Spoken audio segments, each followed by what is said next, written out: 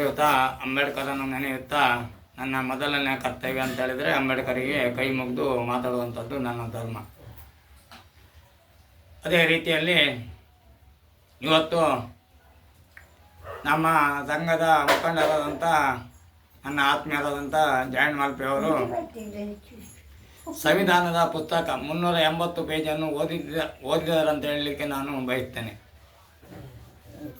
ಯಾಕಂತ ಹೇಳಿದರೆ ಅವರು SC ST ಅವರಿಗೆ ಯಾವುದೇ ಒಂದು ವಿಷಯ ಬಂದಾಗ ಅಂಬೇಡ್ಕರ್ ಗ್ರೂಪಿಗೆ ಹಾಕುವಂಥದ್ದು ಅವ್ರ ಧರ್ಮ. ಅದೇ ರೀತಿಯಲ್ಲಿ ನಾನು ಜನರಿಗೆ ತಿಳ್ಕೊಳ್ಳೋರಿಗೆ ಮಾತ್ರ, ತಿಳ್ಕೊಳ್ತಿದ್ದವರಿಗೆ ನಾವೇನು ಮಾಡಲಿಕ್ಕಾಗೋದಿಲ್ಲ, ತಿಳ್ಕೊಳ್ಳೋರಿಗೆ ನಮ್ಮ SC ST ಅವರಿಗಾಗಲಿ ಇತರ ಜಾತಿಯವರಿಗಾಗಲಿ 224 ಜಾತಿಯವರಿಗೆ ಆಗಲಿ ಅವರಿಗೆ ಹೇಳುವಂಥ ಮಾತು, ತಿಳ್ಕೊಳ್ಳೋರಿಗೆ ಮಾತ್ರ ಹೇಳುವಂಥ ಮಾತು. ಇದು ಗಮನವಿಟ್ಟು ಕೇಳಬೇಕು.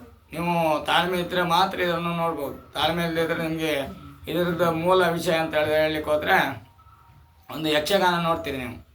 ಯಕ್ಷಗಾನ ನೋಡಿದಾಗ ಅರ್ಧ ನೋಡಿ ಬಂದರೆ ಅದರದ ಸಾರಾಂಶ ಗೊತ್ತಿರೋದಿಲ್ಲ.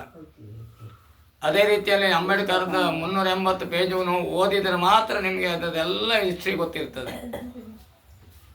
ಯಕ್ಷಗಾನದಲ್ಲಿ ಅಷ್ಟೇ, ಫಸ್ಟ್ ಸ್ಟಾರ್ಟಿಂಗ್ ಗಣಪತಿ ಪೂಜೆಯಿಂದ ಸ್ಟಾರ್ಟ್ ಮಾಡಿ ಮಂಗಳಮ್ಮ ಅಂತ ಹೇಳುವ ತನಕ ನೀವು ನೋಡಿದರೆ ಅದರ ಸ್ಟೋರಿ ಗೊತ್ತಿರ್ತದೆ. ಇಲ್ಲದಿದ್ದರೆ ಮಧ್ಯೆ ಬಿಟ್ಟು ಹೋಗ್ತದೆ. ಅದೇ ರೀತಿಯಲ್ಲಿ ನಾನು ಹೇಳುವಂಥದ್ದು ಏನಂತ ಹೇಳಿದ್ರೆ, ಇದು ನಮ್ಮ ಅಂಬೇಡ್ಕರ್ ಸಂವಿಧಾನದ ಪುಸ್ತಕವನ್ನು ಓದಿ ಅವರು ಮುಂದೆ ಬರಲಿಕ್ಕೆ ಹೋಗಿ ಈ ಜನರಿಗೆ SC ST ಅವರಿಗೆ ಅಥವಾ 224 ಜಾತಿಯರಿಗೂ ಸಹ ಬುದ್ಧಿ ಬರಲಿ ಅಂತೇಳಿ ಅವರು ಹಾಕುವಂಥದ್ದು. ಒಂದು ಗ್ರೂಪಿಗೆ ಹಾಕಬೇಕಾದ್ರೆ ಅದಷ್ಟು ಗೌರವ ಬೇಕು. ಸುಮ್ಮನೆ ನಾವು ಬಾಯಿ ಬಂದಂಗೆ ಹಾಕುವಂಥದ್ದಲ್ಲ ಅದು. ಸಂವಿಧಾನವನ್ನು ಗೊತ್ತಿದ್ದರೆ ಓದಿದರೆ ಮಾತ್ರ ಹಾಕಬೇಕು. ಅದೇ ರೀತಿಯಲ್ಲಿ ನನಗೆ ಇದು ಹಿಂದಿನಿಂದ ನನಗೆ ಗೊತ್ತುಂಟು, ಆದರೆ ಗೊತ್ತಿತ್ತಂದರೆ ಹೆಮ್ಮೆ ಪಡುವಂಥದ್ದಲ್ಲ. ಈಗ ನನಗೆ ನೆನಪು ಮಾಡಿದಂಥ ವ್ಯಕ್ತಿ ಜಯಂತ್ ಮಲ್ಪೆ ಅಂತೇಳಿ ನಮ್ಮ ಮುಖಂಡರು. ಏನಂತ ಹೇಳಿದರೆ, ಇವತ್ತು ತಮಿಳುನಾಡಿನಲ್ಲಿ ಒಬ್ಬ ಡ್ರೈವರ್ ಅಂತ ಹೇಳಬಾರ್ದು, ಅವರಿಗೆ ಗೌರವ ಕೊಡಬೇಕು, ಸೆಲೆಕ್ಟ್ ಕೊಡಬೇಕು. ಅವರು ತನ್ನ ಎಲ್ಲ ದಾಖಲಾತಿಯನ್ನು ಅವರ ಬ್ಯಾಜಿನಲ್ಲಿ ಹಾಕ್ಕೊಂಡಿದ್ದಾರೆ, ಅಂಗಿ ಶರ್ಟಿನ ಮೇಲೆ ಹಾಕ್ಕೊಂಡಿದ್ದಾರೆ.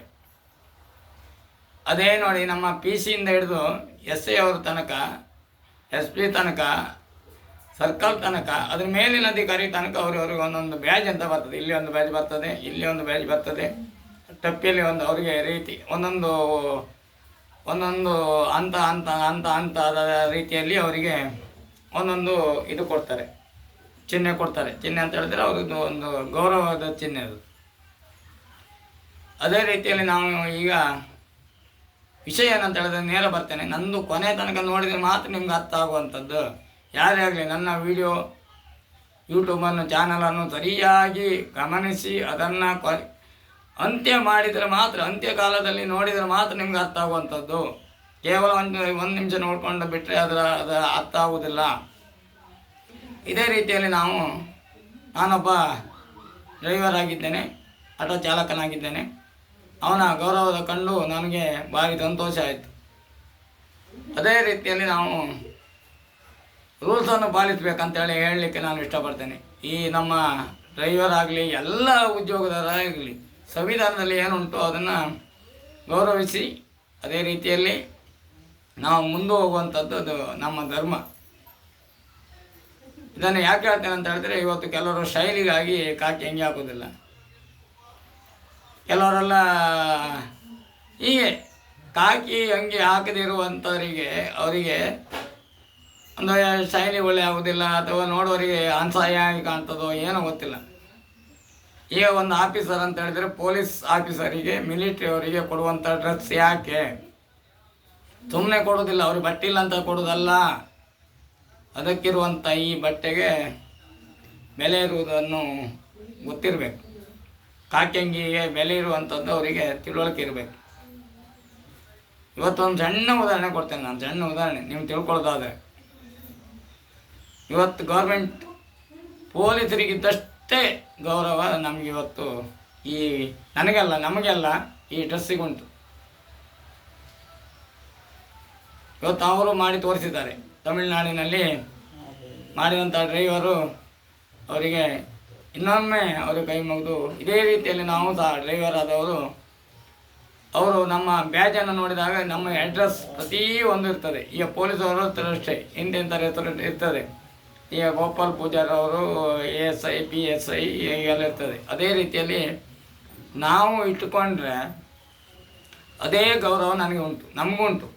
ನಮಗಂತೇಳಿದ್ರೆ ಎಲ್ಲರಿಗೂ, ನಮ್ಮ ಡ್ರೈವರ್ ಆದವರಿಗೆ ಪ್ರತಿಯೊಬ್ಬರಿಗೂ ಈ ಕಾಕಿ ಅಂಗಿಯ ಬೆಲೆ ಏನು ಉಂಟು ಅಂತೇಳಿ ಅವರು ತಿಳ್ಕೊಳ್ಳೋದಿಲ್ಲ.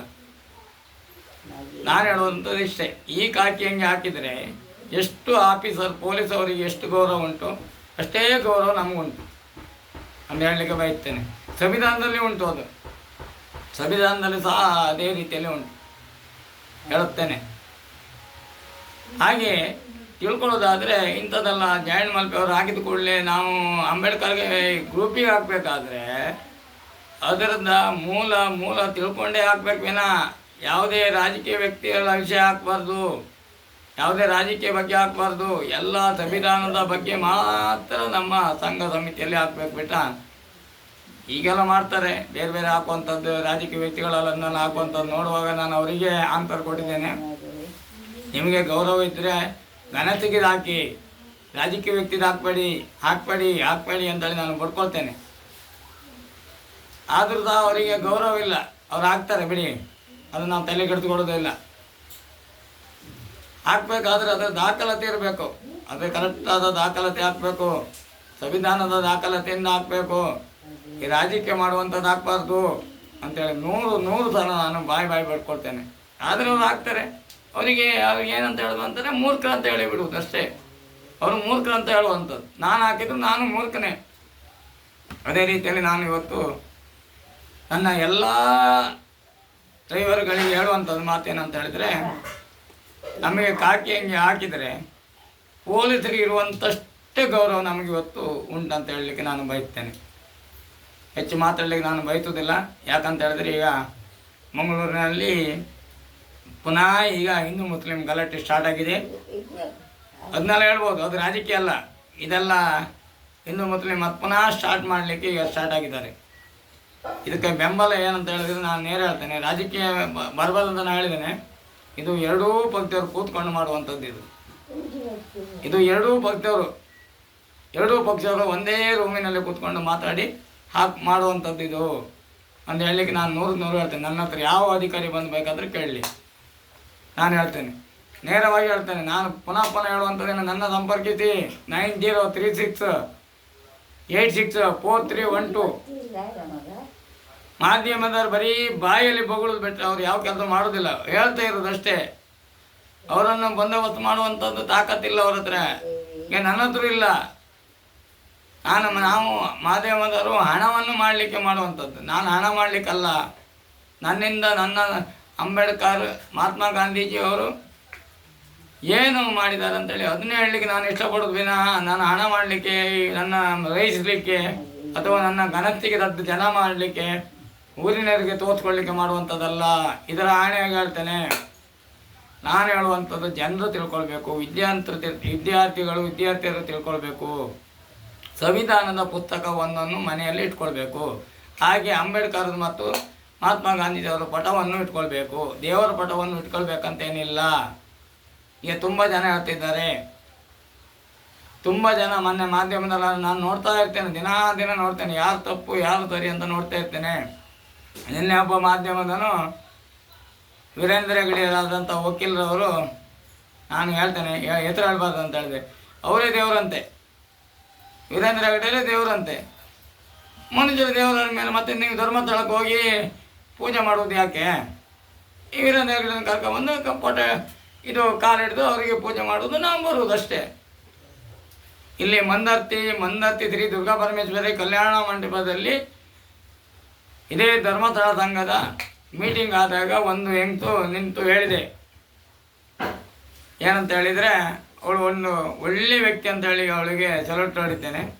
ಯಾಕಂತ ಹೇಳಿದರೆ ಅವಳು ಹೇಳಿದಂಥ ಪ್ರಶ್ನೆ ಏನಂತ ಹೇಳಿದರೆ, ನೀವು ಕೊಡುವಂಥದ್ದು ಧರ್ಮಸ್ಥಳ ದೇವರದ ದುಡ್ಡನ್ನು ನಮಗೆ ಕೊಡುವಂಥದ್ದು, ಆದರೆ ನೀವು ಪಟ ಹಾಕ್ಕೊಂಡು ಊಜ್ವತಿ ಹೆಚ್ಚುವಂಥದ್ದು ವೀರೇಂದ್ರ ಹೆಗ್ಗಡೆಯವ್ರ ಫೋಟೋವನ್ನು ಯಾಕೆ ಹಾಕ್ತೀರ ಅಂತೇಳಿ ಅವಳು ವಕಾಲತ್ತು ಹಾಕಿದ್ದಾಳೆ. ನಮ್ಮ ಮಂದರ್ತಿ ಶ್ರೀ ದುರ್ಗಾ ಪರಮೇಶ್ವರಿ ಕಲ್ಯಾಣ ಮಂಟಪದಲ್ಲಿ ದಾಖಲಾತಿ ನಾನು ಕೊಡ್ತೇನೆ. ಅವರು ಊಜುಬತ್ತಿ ಹಚ್ಚೋದು ಯಾವಾಗ? ಒಂದು ಪಟಕ್ಕೆ ಊಜುಬತ್ತಿ ಹಚ್ಚುವುದು ಯಾವಾಗ? ಅದು ದೇವರ ಪಟಕ್ಕೆ ಹಾಕುವಂಥದ್ದು ಊಜುಬತ್ತಿ ಬಿಟ್ಟರೆ ಮನುಷ್ಯರಿಗೆ ಹಾಕುವುದು ಯಾವಾಗ ಅಂತ ನಿಮಗೆ ಗೊತ್ತುಂಟು. ಹಚ್ಚೋದು ಯಾವಾಗ ಅಂತೇಳಿ ನಿಮ್ಗೆ ಗೊತ್ತುಂಟು. ಅದ ನಂತರ ಇಲ್ಲಿ ಮಂದರ್ತಿಯಲ್ಲಿ ವೀರೇಂದ್ರ ಹೆಗ್ಗಡೆಯವ್ರ ಪಟ ತೆಗೆದು ನಮ್ಮ ತಂದೆಯಾದಂಥ ಮಂಜುನಾಥ ಸ್ವಾಮಿ ಪಟ ಇಟ್ಟು ಸಂಘವನ್ನು ಅವರು ಮೀಟಿಂಗು ಮತ್ತೊಂದು ಇನ್ನೊಂದು ಮಾಡ್ತಾಯಿದ್ದಾರೆ. ಅದ ನಂತರ ಇದೆಲ್ಲ ನಮ್ಗೆ ಗೊತ್ತುಂಟು. ನಮ್ಮನ್ನು ಯಾಕೆ ನೀವು ಮುಂದೆ ಕರೆಗೋದಿಲ್ಲ? ನಮ್ಮಲ್ಲಿ ಇಂಥ ಅಂಥದ್ದು ಉಂಟು. ನಮ್ಮನ್ನು ಕರೆದು ನಾವು ಕೇಳಿ ಎಲ್ಲೆಲ್ಲಿ ದಾಖಲಾತಿಯನ್ನು ನಾನು ಕೊಡ್ತೇನೆ, ಯಾವ್ಯಾವ ದಾಖಲಾತಿ ಕೊಡ್ತೇನೆ. ಮಾಧ್ಯಮದವನು ಹೇಳ್ತಾನೆ, ವಕೀಲರು ಹೇಳ್ತಾನೆ, ವೀರೇಂದ್ರ ಹೆಗ್ಗಡೆಯರೇ ದೇವರು. ಇವತ್ತು ನಮಗೆ ನಡೆದಾಡೋ ದೇವರು ಅಂದರೆ ಅವರೇ ದೇವರು, ಅವರಿಗೆ ಪೂಜೆ ಮಾಡಬೇಕು. ಯಾಕೆ ಮಂಜುನಾಥ ದೇವರನ್ನು ಯಾಕೆ ಪೂಜೆ ಮಾಡ್ತೀರಿ ನೀವು ಅಂತೇಳಿ. ಒಬ್ಬ ಮನುಷ್ಯನ ಪ್ರಾಣಿಯೋ ನನಗೆ ಗೊತ್ತಿಲ್ಲ. ನಾವು ಪೂಜೆ ಮಾಡೋದು ಸರಿ, ವೀರೇಂದ್ರ ಹೆಗ್ಗಡೆಯರಿಗೆ ಪೂಜೆ ಮಾಡೋದು ಸರಿಯೇ. ಆದರೆ ಮನುಷ್ಯನಾದನು ದೇವರಾಗಲಿಕ್ಕೆ ಸಾಧ್ಯವೇ ಇಲ್ಲ. ಮನುಷ್ಯನಾದನು ದೇವರಾಗಲಿಕ್ಕೆ ಸಾಧ್ಯವೇ ಇಲ್ಲ. ಹಣ ಇದ್ದವನಿಗೆ ದೇವರನ್ನು ಕರೆಯುವ ಇದು ಈಗಳಿನ ಮೂರ್ಖರು ಅಂತ ಹೇಳ್ತಾರೆ. ಅವರಿಗೆ ಹಣ ಇದ್ದವರಿಗೆ ದೇವರು ಅಂತ ಹೇಳುವಂಥದ್ದು ಮೂರ್ಖರು ಅಂತ ಹೇಳ್ತಾರೆ. ನಾವು ಕೇವಲ ನಮ್ಮಂಥದ್ದು ಮಂಜುನಾಥ ಸ್ವಾಮಿ, ಗಣಮಣಿ ಅಣ್ಣಪ್ಪ ಸ್ವಾಮಿಯನ್ನು ಹಾಗೂ ಬಾಹುಬಲಿಯನ್ನು ಇಂಥದ್ದು ದೇವರನ್ನೇ ನಂಬಿ ನಾವು ಅಲ್ಲಿ ಹೋಗುವಂಥದ್ದು ವಿನ ವೀರೇಂದ್ರ ಹೆಗ್ಗಡೆಯನ್ನು ನೋಡಲಿಕ್ಕಾಗಿ ನಾವು ಹೋಗುವಂಥದ್ದಲ್ಲ. ಅದೇ ರೀತಿಯಲ್ಲಿ ನಾನು ಕಣ್ಣಾರೆ ಕಂಡು ಹೇಳುವಂಥ ಮಾತಂತ ಹೇಳಿದರೆ, ನನ್ನ ತಂಗಿ ನಮ್ಮ ಕುಟುಂಬದವರೆಲ್ಲ ಸೇರಿಕೊಂಡು ಧರ್ಮಸ್ಥಳ ಯಾತ್ರೆಗೆ ಅಂತೇಳಿ ನಮ್ಮ ಅಜ್ಜ ಬಚ್ಚಜ್ಜಂಬವರು ಪ್ರತಿ ವರ್ಷ ಹೋಗಿ ಹಣಕಾಯಿ ಮಾಡಿಕೊಂಡು ಸಾಯೋ ತನಕ 100 ವರ್ಷ ಬದುಕೋ ತನಕ ಅವರು ಕೈಕಾಲು ಗಟ್ಟಿರೋ ತನಕ ಎಲ್ಲೇ ಧರ್ಮಸ್ಥಳದ ಮೇಲೆ ಆಟ ಆಗಲಿ ನಡ್ಕೊಂಡೆ ಕುಂದಾಪುರ ಉಡುಪಿ ಎಲ್ಲೇ ಆದರೂ 4 ಗಂಟೆಗೆ ಊಟ ಮಾಡಿಕೊಂಡು ನಡ್ಕೊಂಡು ಅವರು ಆಟಕ್ಕೆ ಹೋಗ್ತಿದ್ರು. ಕುಂಬಳಿ ಸುಂದರ ಹೇಳುವಂಥ ಮಾತು ಇಲ್ಲಿ ಅವ್ರು ನೋಡಿದಾಗ, ನೋಡಿ ಯಜಮಾನ ನಮಸ್ತೆ, ನೀವು ಎಲ್ಲಿದ್ದರೂ ನೀವು ಹಾಜರಾಗ್ತೀರ ಅಂತೇಳಿ. ನಾವು ವೀರೇಂದ್ರ ಹೆಗ್ಗಡೆ ನೋಡಿ ಹೋಗೋದಲ್ಲ, ಕೇವಲ ಮಂಜುನಾಥ ಸ್ವಾಮಿಯನ್ನು ನೋಡಿ ಹೋಗಿ ಕೈ ಮುಗಿದು ಬರ್ಲಿಕ್ಕಂತೇಳಿ ಕಾಯ್ತೇವೆ. ಅವರು ಮಾಡುವಂಥ ಧರ್ಮವೇನು? ಹಣಕಾಯಿ ಬೆಳಿಗ್ಗೆ ಕೊಟ್ಟರೆ ಸಂಜೆ ಕೊಟ್ಟರೆ ಬೆಳಿಗ್ಗೆ ಕೊಡುವಂಥದ್ದು. ಅದು ಯಾಕೆ? ಅದರಲ್ಲಿ ಧರ್ಮ ಉಂಟು. ಬೆಳಿಗ್ಗೆ ತನಕ ನಮ್ಮ ಕಥೆಯನ್ನು ನೋಡಿ ಹೋಗಲಿ ಅಂತೇಳಿ ಅವರು ಇಟ್ಕೊಳ್ಳುವಂಥದ್ದು. ಅದಕ್ಕೂ ಸರಿಯಾದ ಉತ್ತರ. ಯಾರಿಗೂ ಮನೆಗೆ ಹೋಗ್ಲಿಕ್ಕಿಲ್ಲ. ಆ ಹಣಕಾಯಿ ತಗೊಂಡು ಬರಬೇಕಾದ್ರೆ ಬೆಳಿಗ್ಗೆ ತನಕ ಅವರ ಯಕ್ಷಗಾನವನ್ನು ನೋಡಿ ಅದರ ಕಥೆ ಸಾರಾಂಶವನ್ನು ಕಂಡು ಹೋಗ್ಬೇಕಂತೇಳಿ ಅವರು ಅದನ್ನು ಮಾಡುವಂಥದ್ದು. ಅದು ಸರಿಯಾದ ಧರ್ಮ. ಅದೇ ರೀತಿಯಲ್ಲಿ ವೀರೇಂದ್ರ ಹೆಗ್ಗಡೆಯರಾದಂಥ ವಕಾಲತ್ತು ಹಾಕುವಂಥ ವಕೀಲರು ನಿನ್ನೆ ಹೇಳ್ತಾರೆ, ಅಲ್ಲಿ ಇಡೀ ದೇಶದವರು ಅನ್ನ ಉಂಡಿದ್ದಾರೆ, ವೀರೇಂದ್ರ ಹೆಗ್ಗಡೆಯ ಬಗ್ಗೆ ಮಾತಾಡುವುದಿಲ್ಲ, ಅನ್ನ ತಿಂದು ಮನೆ ಹೇಳಿ ಅಂತಾರೆ. ಜನರೆಲ್ಲರೂ ಸೌಜನ್ಯ ಬಗ್ಗೆ ಹೋರಾಟ ಕೊಡ್ತಾರೆ, ವೀರೇಂದ್ರ ಹೆಗ್ಗಡೆ ಬಗ್ಗೆ ಸಪೋರ್ಟ್ ಕೊಡೋದಿಲ್ಲ ಅಂತೇಳಿ. ಅಲ್ಲ, ವೀರೇಂದ್ರ ಬಗ್ಗೆ ಸಪೋರ್ಟ್ ಮಾಡುವಂಥದ್ದು ವೀರೇಂದ್ರ ಹೆಗ್ಗಡೆಯವರು ತಪ್ಪು ಮಾಡಲಿಲ್ಲ ಅಂತೇಳಿ ನಾನು ಪ್ರಮಾಣ ಮಾಡಿದ್ದೇನೆ. ಮೊನ್ನೆ ಎಸೋಡು ಬಿಡುವಾಗ ನಾನು ಮಾಡಿದ್ದೇನೆ. ಅವರ ಕುಟುಂಬದವರು ಅಥವಾ ಅವರ ಆತ್ಮೀಯರೋ ಅವರ ದೋಸ್ತಿಯರೋ ಯಾರೋ ಮಾಡಿರ್ಬೋದು. ವೀರೇಂದ್ರ ಹೆಗ್ಗಡೆಯವರು ಮಾಡಲಿಕ್ಕೆ ಕಾರಣವೂ ಇಲ್ಲ. ಅದು ಬೇಕಂತ ನಾನು ಹೇಳ್ತೇನೆ. ವೀರೇಂದ್ರ ಹೆಗ್ಗಡೆ ದೇವರಾಗಲಿಕ್ಕೆ ಆಗೋದಿಲ್ಲ, ಅದಕ್ಕೆ ನಾನು ಒಪ್ಪೋದಿಲ್ಲ. ವೀರೇಂದ್ರ ಹೆಗ್ಗಡೆ ದೇವರು ಹಾಕೋಲಿಕ್ಕೆ ನಾನು ಒಪ್ಪೋದಿಲ್ಲ. ಅವರು ಒಪ್ಪೋದು, ಅವನು ವಕೀಲರಾದವರು ಒಪ್ಪೋದು ಅವರೇ ದೇವರು ಅಂತೇಳಿ. ಅವರು ಇಡೀ ನಮ್ಮ ದೇಶದವರೇ ಅಲ್ಲಿ ಅನ್ನ ತಿಂದವರೇ ಈಗ ಅವರು ಎದುರಾಗಿ ನಿಂತಿದ್ದಾರೆ ಅಂತೇಳಿ. ಅವ್ರು ಯಾಕೆ ಈಗ ಪ್ರತಿಯೊಂದು ವ್ಯಕ್ತಿಗಳು ಅನ್ನ ತಿಂದವರು ಅಂತ ಹೇಳಲಿಕ್ಕೆ ಹೋದರೆ ಅವ್ರ ಇನ್ನೊಬ್ರು ಮನೆಗೆ ಹೋಗಿ ಊಟ ಮಾಡಿದ್ರೆ ಮಾತ್ರ ಹೇಳಬೇಕು ಅದು ದೇವರ ಪ್ರಸಾದ. ನಾವು ಊಟ ಮಾಡಿದಂಥ ವೀರೇಂದ್ರ ಹೆಗ್ಗಡೆ ಪ್ರಸಾದ ಅಲ್ಲ, ದೇವರ ಪ್ರಸಾದ ಅಂತೇಳಿ ನಾವು ಊಟ ಮಾಡ್ಕೊಂಡು ಬರುವಂಥದ್ದು. ಇವ ಬೇಕಾದರೆ ವೀರೇಂದ್ರ ಹೆಗ್ಗಡೆ ಪ್ರಸಾದ ಅಂತೇಳಿ ಉಣ್ಕೊ ಬರ್ಬೋದು. ಆದರೆ ನಾವು ಮಾತ್ರ ವೀರೇಂದ್ರ ಹೆಗ್ಗಡೆ ಪ್ರಸಾದ ಅಲ್ಲ, ನಮ್ಮ ದೇವರಾದಂಥ ಮಂಜುನಾಥ ಸ್ವಾಮಿಯ ಪ್ರಸಾದವನ್ನು ಅಂತೇಳಿ ನಾವು ಸ್ವೀಕಾರ ಮಾಡ್ಕೊಂಡು ಬರುವಂಥದ್ದು. ನೆಲದಲ್ಲಿ ಊಟ ಮಾಡ್ತಾರೆ, ಪ್ಲೇಟಲ್ಲಿ ಎಲೆಯಲ್ಲಿ ಊಟ ಮಾಡ್ತಾರೆ. ಅದೆಲ್ಲ ನೋಡುವಾಗ ಕಣ್ಣಲ್ಲಿ ನೀರು ಬರ್ತದೆ. ಯಾವ ಭಾವನೆಯಲ್ಲಿ ಮಾಡೋದು? ವೀರೇಂದ್ರ ಹೆಗ್ಗಡೆ ಭಾವನೆಯಲ್ಲಿ ಅಲ್ಲ. ಅದು ಮಂಜುನಾಥ ಸ್ವಾಮಿಯ ಪ್ರಸಾದ ಅಂತೇಳಿ ನೆಲವನ್ನು ಒರೆಸ್ಕೊಂಡು ಅದರಲ್ಲಿ ಬಿದ್ದಂಥ ಅನ್ನವನ್ನು ತಿಂದ್ಕೊಂಡು ಬಂದು ಎಷ್ಟೋ ವ್ರತ ಮಾಡ್ತಾರೆ. ಅದು ಸತ್ಯ ಇದ್ದೇ ಇರ್ತದೆ. ಅವರಿಗೆ ದೇವರು ಸಹಾಯ ಮಾಡ್ತಾರೆ ಅಂತ ಹೇಳಲಿಕ್ಕೆ ನಾನು ಬಯಸ್ತೇನೆ. ಅದೇ ರೀತಿಯಲ್ಲಿ ನಾನು ನಮ್ಮ ಕುಟುಂಬ ಸಹಿತ ನನಗೆ ಇದಿಲ್ಲ. ನನಗೆ ಯಾವುದೇ ದೇವರ ಬಗ್ಗೆ ಅಂದರೆ ನನ್ನ ದೇವರು ಅಂತೇಳಿ ನನ್ನ ಹೃದಯದೊಳಗಿರುವಂಥ ದೇವರು ಮಾತ್ರ ನನ್ನ ದೇವರು. ನನಗೆ ಶಿಲೆ ಮಾಡಿ ಇಡ್ತಾರಲ್ಲ, ಕಲ್ಲಿನ ಮೂರ್ತಿ ಮಾಡಿ ಇಡ್ತಾರಲ್ಲ, ಅದು ನಾನು ದೇವರಂದರೆ ನಾನು ನಂಬುವುದಿಲ್ಲ. ಅದಕ್ಕೆ ಮಾತಾಡ್ಲಿಕ್ಕೆ ಬಂದರೆ ಮಾತ್ರ ನಾನು ದೇವರಂತ. ನಿನ್ನೆ ಒಂದು ಎತ್ತೋಡು ಬಿಡುವಾಗ ಹೇಳಿದ್ದೇನೆ, ಯಾವುದು ದೇವರು ಸತ್ಯ ಉಂಟು, ಸತ್ಯ ಉಂಟು, ಸತ್ಯ ಉಂಟು. ನಾವು ಬಿಡುವ ಮಂಜುನಾಥ ಸ್ವಾಮಿಯನ್ನೇ ನಂಬುವ, ಅಥವಾ ಬೇಡ ವೀರೇಂದ್ರ ಹೆಗ್ಡೆಯವ್ರನ್ನೇ ನಂಬುವ. ಅವರು ಮಾಡುವಂಥ ದೌರ್ಜನ್ಯವನ್ನು ನಾನು ಹೇಳಲಿಕ್ಕೆ ಇಷ್ಟಪಡ್ತೇನೆ. ಏನಂತ ಹೇಳಿದ್ರೆ, ನಮ್ಮ ಸಣ್ಣ ಪುಟ್ಟ ಈ ದೇವರನ್ನು ಇಡಿಸುವಂಥದ್ದು, ಭೂತ ಇಡಿಸುವಂಥದ್ದು, ಬಿಡಿಸುವಂಥದ್ದು ಅವ್ರು ಮಾಡೋದಕ್ಕೆ ಅಲ್ಲಿ ಹೋಗಿ ಎಲ್ಲ ಹೇಳೋದು. ನೀವು ಏನೋ ಆಣಿ ಭಾಷೆ ಮಾಡ್ಕೊಂಡಿದ್ದೀರಿ, ನಿಮ್ಮ ಆಣಿ ತೀರಬೇಕಾದ್ರೆ ಧರ್ಮಸ್ಥಳಕ್ಕೆ ಹೋಗಬೇಕು, ವೀರೇಂದ್ರ ಹೆಗ್ಡೆ ಖಾಲಿ ಬೀಳಬೇಕು, ಅಲ್ಲಿ ಅವರು ಹಾಕುವಂಥ ಕಾಣಿಕೆಯನ್ನು ಹಾಕಿದ್ರೆ ನಿಮ್ಮ ಪರಿಹಾರ ಆಗ್ತದೆ ಅಂತೇಳಿ. ಅದು ಸುಳ್ಳು, ಅದು ಮೂಢನಂಬಿಕೆ ಅಂತ ಹೇಳ್ತೇನೆ ನಾನು. ನಾವು ಮಾಡೋ ಪಾಪ ಯಾವತ್ತೂ ತಪ್ಪುವುದಿಲ್ಲ. ನಾವು ಮಾಡೋ ಪಾಪ ಧರ್ಮಸ್ಥಳಕ್ಕೆ ಹೋದರೂ ತಪ್ಪುವುದಿಲ್ಲ, ಎಲ್ಲಿ ಹೋದರೂ ತಪ್ಪುವುದಿಲ್ಲ. ಆ ಪಾಪ ನಮ್ಮ ಮೇಲೆ ಇರ್ತದೆ. ಅದು ನಮ್ಮ ಅನಿಸಿಕೆ ಅಂತೇಳಿ ಕರಿತೇವೆ ನಾವು. ಅಂದರೆ ನಮ್ಮಲ್ಲಿ ಮಾನಸಿಕ ಅಂತ ಹೇಳ್ತೇವೆ. ಒಂದು ಕಾಯಿಲೆ ಹೋಗ್ತೇವೆ, ಹುಷಾರಾದರೆ ಅಂತಾರೆ ಡಾಕ್ಟ್ರ್ ಹುಷಾರು ಮಾಡಿದ್ದಾರೆ ಅಂತೇಳಿ. ಅದಲ್ಲ, ಡಾಕ್ಟ್ರ್ ಕಲಿತಂಥ ವಿದ್ಯಾಭ್ಯಾಸದಲ್ಲಿ ಮಾತ್ರೆ ಮೆಡಿಸಿನು ಕೊಟ್ಟಾಗ ನಾವು ಗುಣಮುಖರಾಗಬೇಕಾದ್ರೆ ದೇವರ ಸಹಾಯ ಬೇಕು. ನಾನು ನೂರು ಸಲ ಹೇಳ್ತೇನೆ. ಡಾಕ್ಟ್ರ್ ಹೇಳೋದು, ಇದು ಕೊನೆ ಅಂತ, ನೀವು ನಿಮ್ಮ ಕುಲದೇವರನ್ನು ನಂಬಿ ಪೂಜೆ ಮಾಡಿ ಅಂತೇಳಿ. ಈ ವಕೀಲರಾದಂಥ ಹೇಳುವನು ವೀರೇಂದ್ರ ಹೆಗ್ಡೆಯನ್ನು ನಂಬಿ ಅವರೇ ನಮ್ಮ ಕುಲದೇವರು ಅಂತೇಳಿ ಹೇಳ್ತಾನೆ. ಹಾಗಾದರೆ ಪ್ರತಿಯೊಂದು 224 ಜಾತಿಯಲ್ಲಿ ಅವರದಾದಂಥ ಮನೆ ದೇವರಿದ್ದೇ ಇರ್ತವೆ. ಪ್ರತಿಯೊಂದು ಮನೆಯಲ್ಲಿ ಅವರದಾದಂಥ ಒಂದು ದೇವರು ಇರ್ತದೆ. ಕುಲದೇವರು ಅಂತ ಹೇಳಿದ್ರೆ ಈ ಧರ್ಮಸ್ಥಳ ಮಂಜುನಾಥನೂ ಅಲ್ಲ, ರಾಘವೇಂದ್ರ ಸ್ವಾಮಿ ಅಲ್ಲ, ಮತ್ತೊಂದಲ್ಲ, ಯಾವುದೇ ದೇವಸ್ಥಾನ ಹೆಸರು ಹೇಳೋದಿಲ್ಲ. ಅವರೆಲ್ಲ ಕುಲದೇವರಲ್ಲ, ನಾವು ನಂಬಿದಂಥ ದೇವರು ಅಷ್ಟೇ. ಕುಲದೇವರು ಅಂತ ಹೇಳಿದ್ರೆ ಮನೆಯಲ್ಲೇ ಇರ್ತದೆ. ಜಟ್ಟಿಗ, ಪಂಜುಳ್ಳಿ, ಐಗುಳ್ಳಿ, ಬೊಬ್ಬರಿಯ, ನೀಚ ಇತ್ಯಾದಿ ಎಲ್ಲ ದೇವರು ಇರ್ತದೆ. ಆದರೆ ಅವರವರ ಧರ್ಮಕ್ಕಾಗಿ ಒಂದೊಂದು ದೇವರು, ಅದಕ್ಕೆ ಮನೆಯಲ್ಲಿರುವಂಥ ದೇವರು ಕುಲದೇವರು ಅಂತೇಳಿ ಕರೆಯುವಂಥದ್ದು. ಈಗ ನಮ್ಮದು ಕಾಳೆನಾಗ ನಮ್ಮ ಕುಲದೇವರು, ಅದೇ ಮಂಜುನಾಥ ಕುಲದೇವರು ಅಂತ ಹೇಳಲಿಕ್ಕೆ ಆಗೋದಿಲ್ಲ ನಮಗೆ. ಅಥವಾ ಮಂದರ್ತಿ ದುರ್ಗಾ ಪರಮೇಶ್ವರ ನಮ್ಮ ಕುಲದೇವರು ಅಂತ ಹೇಳಲಿಕ್ಕೆ ಆಗೋದಿಲ್ಲ. ಈ ವಕೀಲರು ಹೇಳುವಂಥದ್ದು ಕುಲದೇವರು ಅಂತ ಹೇಳಿದ್ರೆ ಮಂಜುನಾಥ ವೀರೇಂದ್ರ ಹೇಳಿದ್ರೆ ಕುಲದೇವರು ಅಂತೇಳಿ ಹೇಳ್ತಾನೆ. ಇದು ಸರಿ ತಪ್ಪು ನಂಗೆ ಗೊತ್ತಿಲ್ಲ, ನನಗೆ ಗೊತ್ತಿಲ್ಲದೆ ನಾನು ಮಾತಾಡುವಂಥದ್ದು. ತಪ್ಪಿದ್ರೆ ನೀವು ಅದಕ್ಕೆ ಕ್ಷಮೆ ಕೊಡಬೇಕು, ಸರಿ ಇದ್ದರೆ ಅದಕ್ಕೆ ನನಗೆ ಸರಿ ಅಂತೇಳಿ ನಾವು ಆನ್ಸರ್ ಮಾಡಬೇಕು. ಇದನ್ನೆಲ್ಲ ಇಷ್ಟು ಹೇಳಲಿಕ್ಕೆ ನಾನು ಬಯಸುತ್ತೇನೆ ಅಂತ ಹೇಳಿದ್ರೆ, ಹೋದಾಗ ನಾನು ಅರ್ಧ ಮಾತಾಡಿದ್ದೇನೆ.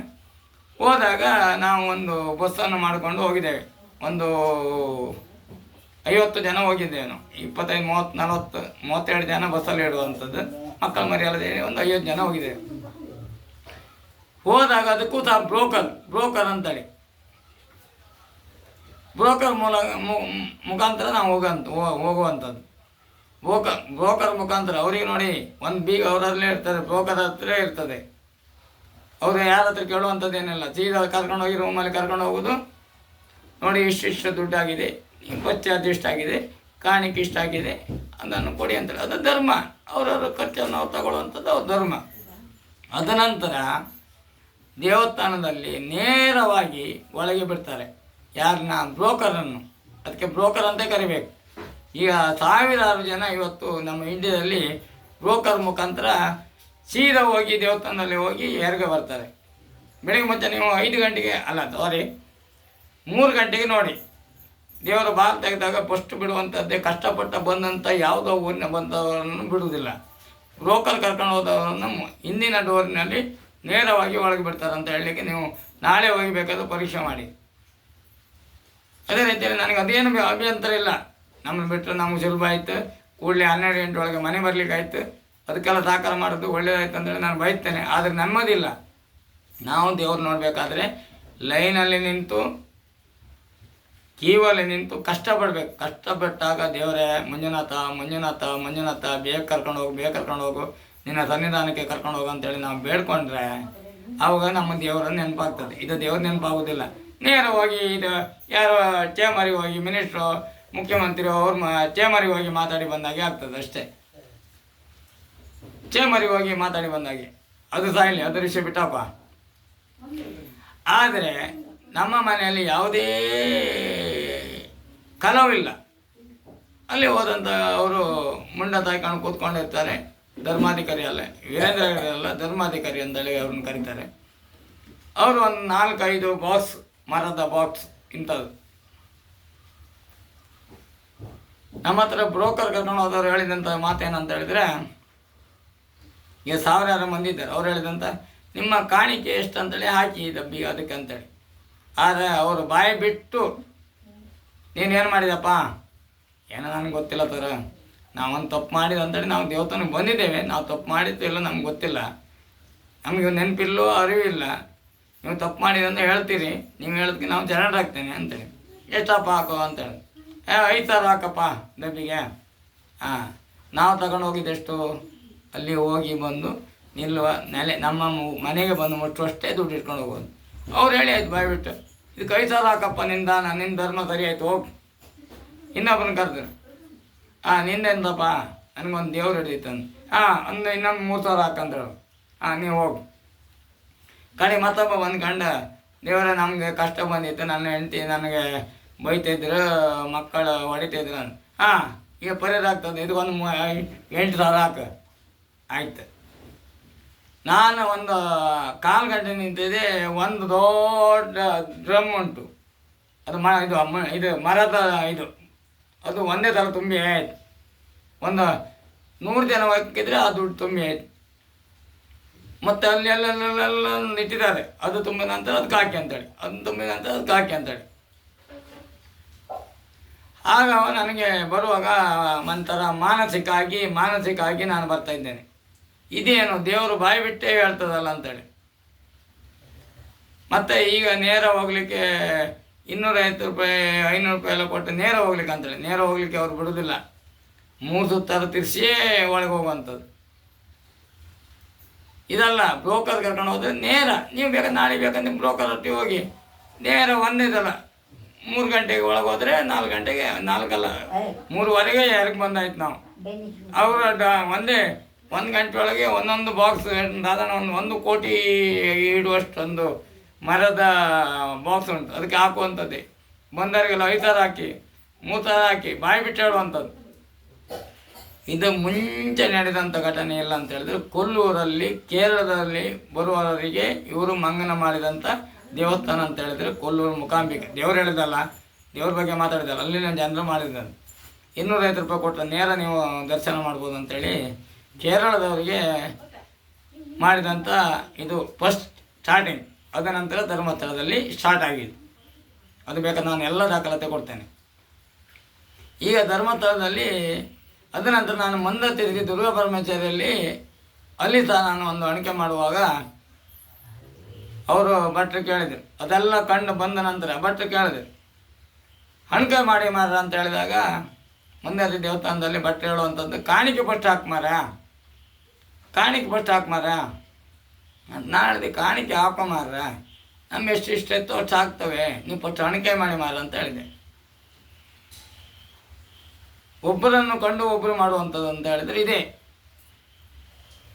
ಈಗ ಮೊನ್ನೆ ಒಂದು ಹೇಳಿದರು, ಯಾವ ನಮ್ಮ ವೀರೇಂದ್ರ ಹೆಗ್ಗಡೆ ವಕೀಲರು ಹೇಳುವಂಥದ್ದು ಏನಂತ ಹೇಳಿದ್ರೆ,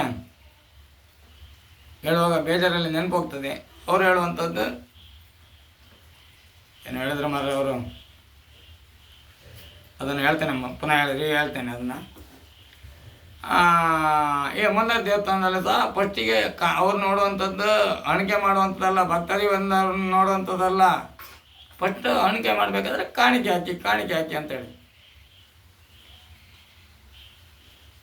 ಹಾಗಾದರೆ ಮನುಷ್ಯರನ್ನ ನಂಬೋದಾದ್ರೆ ಈಗ ನನ್ನ ನಂಬೋದು, ನಾನೇ ದೇವ್ರು. ನಾನೀಗ ಹೇಳ್ತೇನೆ, ಪಾತ್ರಿ ಅಂದರೆ ದೇವರಲ್ಲ, ಅವ್ರ ಮೇಲೆ ಎಂಥದ್ದು ಗೊತ್ತಿಲ್ಲ. ಅವರು ನೀವು ಮಂತ್ರವಾದಿಗಳು ಅಂತ ಹೇಳ್ತೀರಿ, ನೀವು ಮಂತ್ರವಾದಿಗಳಲ್ಲಿ ಹೋಗಿ ಕೇಳ್ತೀರಿ. ಅದು ನಮ್ಮ ಮನಸ್ಸಿಗೆ ಶಾಂತಿ ಆಗಲಿಕ್ಕೆ ಮಾತ್ರ ವಿನಃ ಅವರಲ್ಲಿ ಯಾವ ಕೆಲಸವೂ ಆಗುವುದಿಲ್ಲ. ಹಾಗಾದ್ರೆ ಈಗ ಒಬ್ಬನ ಕೊಲ್ಲಿ ಅಂತ ಹೇಳಿ ನನಗೆ ನೇರವಾಗಿ ಅವ್ರು ಹೇಳಿ ನಾಳೆ ನೀ ಸಾಯಿ ಅಂತ ಹೇಳಿ ನಾ ಸಾಯ್ತನ ಕಾಮಂಗಾರೆ.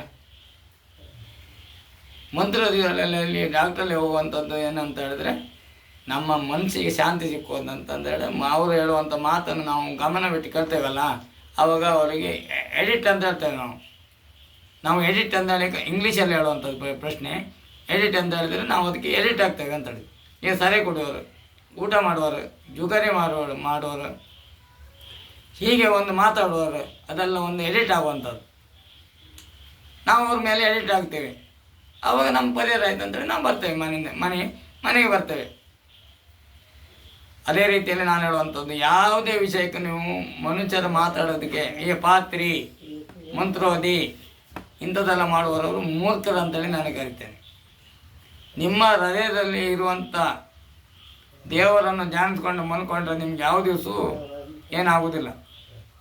ಮೊನ್ನೆ ಒಬ್ಬರು ನನಗೆ ಈಗ ಒಬ್ಬ ಪ್ರಾಯದವರೊಬ್ಬರು ಹೇಳಿದರು, ಯಾರಂತ ನಾನು ಓಪನ್ ಹೇಳ್ತೇನೆ, RTO ಡ್ರೈವರ್ ಆದಂಥ ನಮ್ಮ ಅವ್ರ ಹೆಸರು